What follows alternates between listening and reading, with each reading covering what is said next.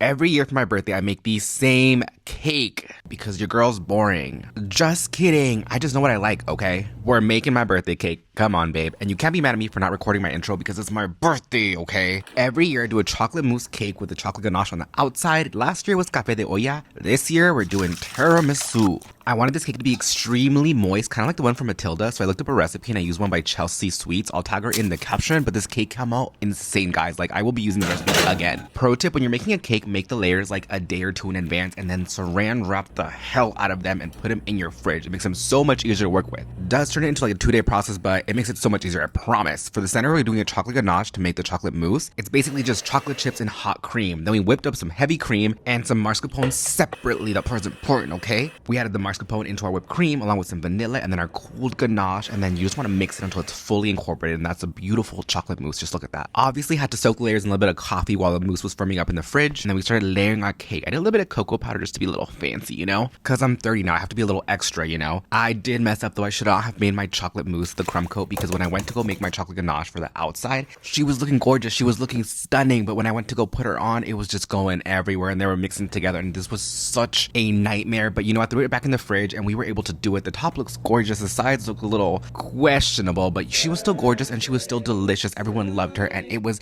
10 out of 10. I was so happy with this one.